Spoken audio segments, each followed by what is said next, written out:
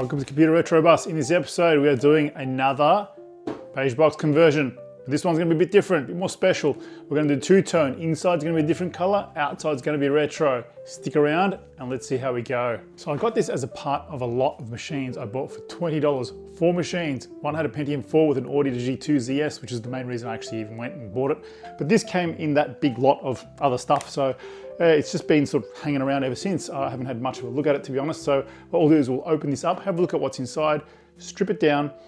With this one, I'm really gonna strip it back. So really gonna take apart the insides to get all that color inside as well, and then get the outside to our classic beige that we love. So having a closer look, it looks like a sort of mid-2000s-ish box. Looks like an i5, probably one of the first or earlier generations.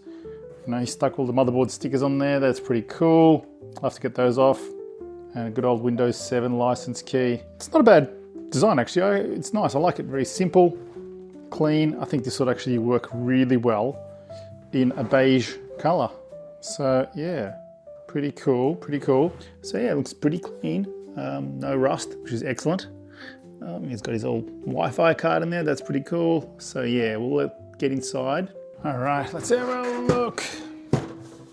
So, not really screwed on, that's all good. Nothing, you know, no significant deep scratches or dents, which is awesome. So it looks like a Gigabyte motherboard in pretty damn good condition. Look, it's nice and clean in here. There's that Wi-Fi card that we looked at. No video card, no CPU or heatsink, or Intel i5 650. There we go. All right, so yeah, power supply looks pretty good, nice and clean. Yeah, it's in excellent, excellent condition. Just a little bit of tiny dust. Oh, here we go.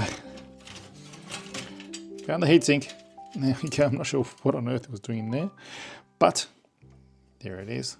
Yeah, it looks like we've got 2 RAM sticks in there as well, which is good. Nice dual channel. Like I say, very clean. It's in really, really good condition actually. But yeah, so what we'll do is we'll strip this. We'll get all this stuff out of it. Strip this down to bare bones. I'm talking even might have to get these cages out as well, because I really want to spray the inside of this as well to a different color. Okay, so let's go ahead and strip the insides. First, I'll start with getting that fan out and also that power supply. Now I'm gonna get the cards out, I get that TP-Link 54 megabits per second Wi-Fi. Yeah, that's old school. Once I've got that power supply, you can easily access this top left screw. My God, I hate this screw the most. When you got a heatsink and a power supply in there, it is so hard to get in there and get it out. Once you got all those things out, it's very easy. So I'm gonna go ahead and unscrew that motherboard and just get it all out.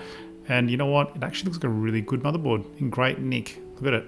Now I'm going to get out the CD-ROM, start stripping that case down. The back cards actually are clipped in rather than screwed in, so I'll get that mechanism out and get those back slot covers out as well. Now I just need to get the face of this case off. Now it's held by a couple of screws that screw it in, but the rest are all just clips. In the middle of this process, I had an interesting encounter. Apparently there's a little bit of a stowaway. Look at this. A spider just popped out and crawled. It's currently living somewhere in my studio where I don't know. This being Australia, probably venomous too, who knows. Okay, after a little adventure, I did manage to get the face off pretty easily. Yeah, it just slides off. And I really love the design. I love that simple flat look that it has. And I think it's gonna actually suit a beige color really well. Now looking at the back, yep, lots of cables everywhere. So these are all the I/O cables, LEDs, you know, front panel interface stuff. Just need to unscrew all those and get those out of there, ready for the spray. I also removed the buttons. I'll keep them as they are. They have got a label on them, so I'll just keep them as black, and the rest of the front will get sprayed beige. Okay, so I mentioned that I really want to strip this down, so I really want to spray the inside as well. So I want to get this top off. But what I also want to probably do is get these cages out, because it's really hard to spray inside these things. You just can't get the angles. But what I'll do is I'm going to undo all the rivets. And there's lots of rivets. I've got the underside of this is pretty filthy as well. But yeah, there's lots of rivets. So what we'll do is undo all that, take this top off as well, and then once it's all sprayed, we can rivet it all back together again.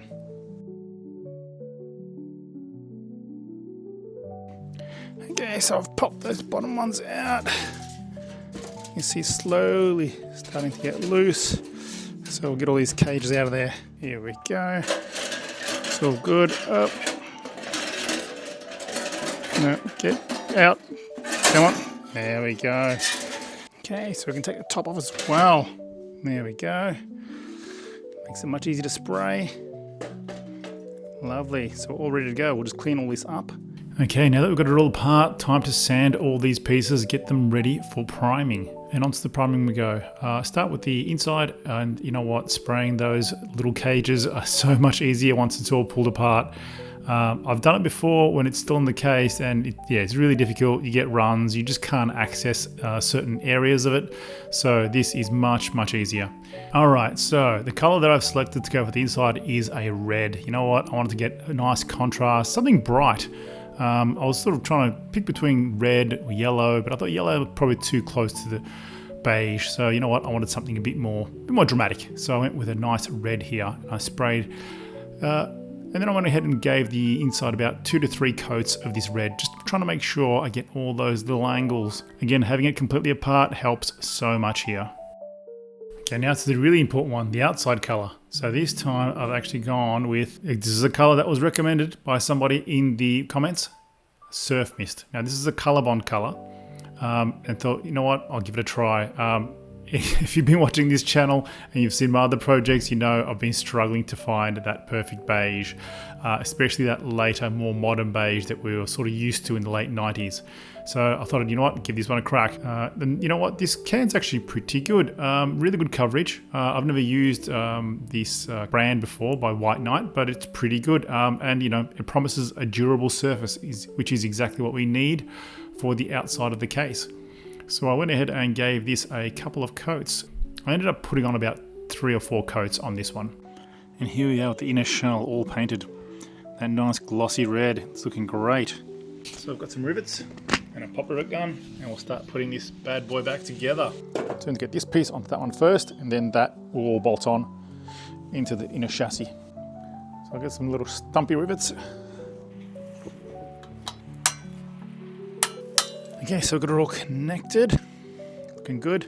So then this will connect to the front.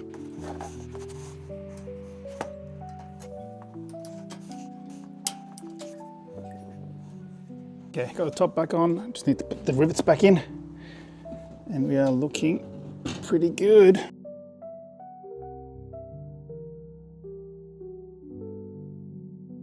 There we go, all riveted in.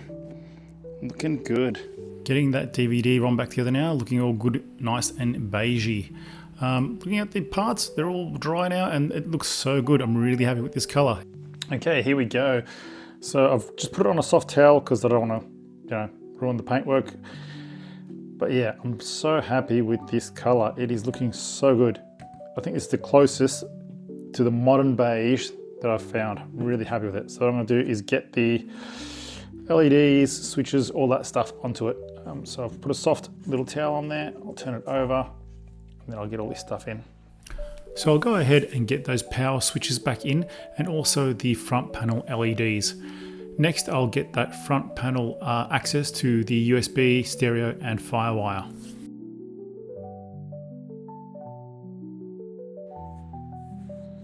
All right, need to get these card holding clip things back in. Now just threading those header cables through and screwing that front face panel back on. It is looking great. All right, almost there now. Look at these side covers are all done as well.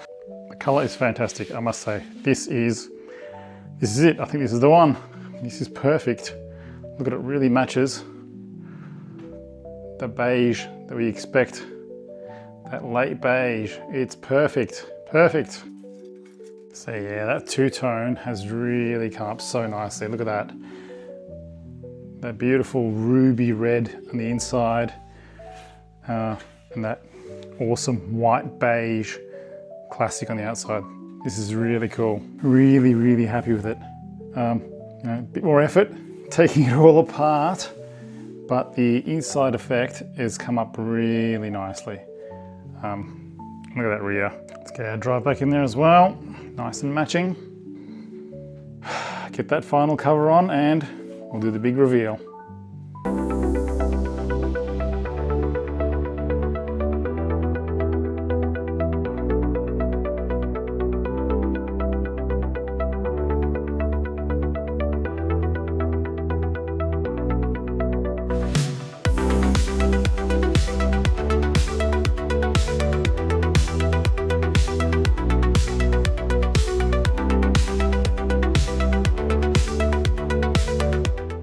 Okay, there we go.